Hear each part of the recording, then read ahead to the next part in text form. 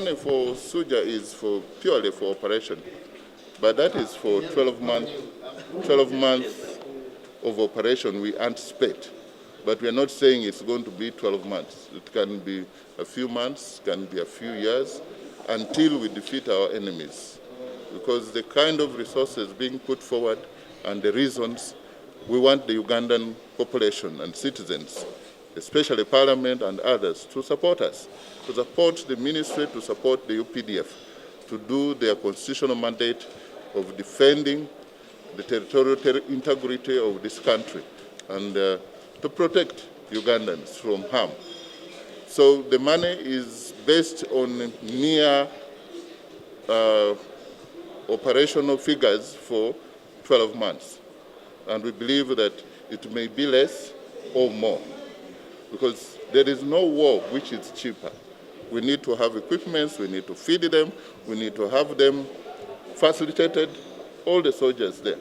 And you know, DRC Congo is lots of forests, maneuvering is not easy. So we need the support of everyone, and we want people to understand us. The reason we've not come to Parliament is not because we don't want, or that we attach little importance to Parliament. No, to the contrary. We are here in Parliament. We can't do much without Parliament. We need the support of Parliament and the support of everybody. It was only strategic in the operation that we don't give as much information as is required. And there is no way you can come and bring a statement and you don't attract a debate.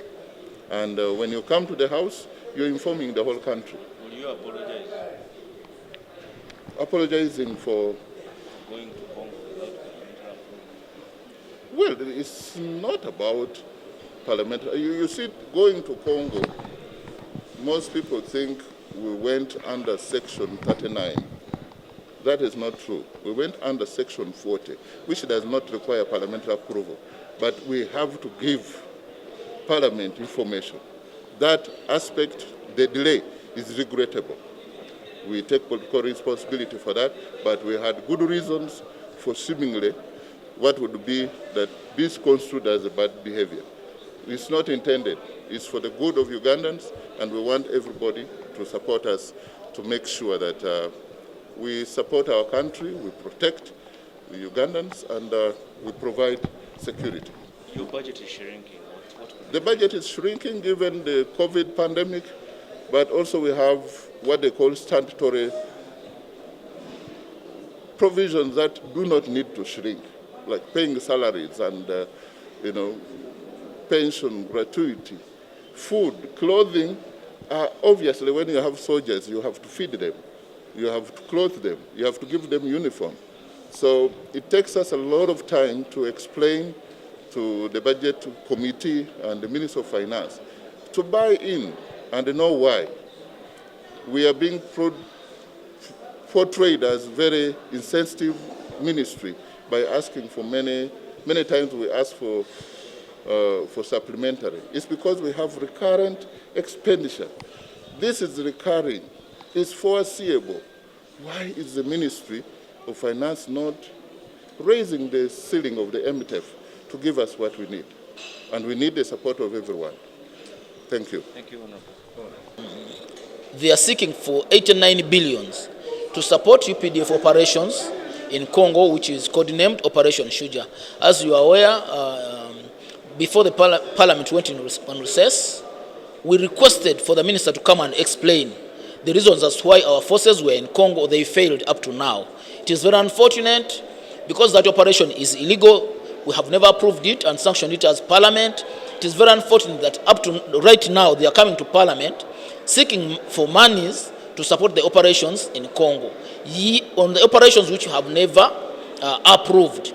In essence, that means the operation, if it is illegal, we cannot get public funds to fund the operation which is illegal. So the Minister promised very soon to appear before Parliament to make a motion seeking for the approval of Parliament to be in Congo. We requested to know how long are the forces going to be in Congo, because the funds which are supposed to maintain the forces in Congo are supposed to be to come from the public coffers. So we need to know for how long, how many years are we going to be supporting the forces in Congo. they were not certain when we are going to be in Congo. They only said that provided the ADF can come out and say that now we are done with the rebel activities, they can pull out. So they are not certain. So they can be there as many years as we have. Paper for Ministry of Defense, particularly the UPDF. And one of the issues that raised concern most was the Operation Shuji, where we sent our troops across the borders.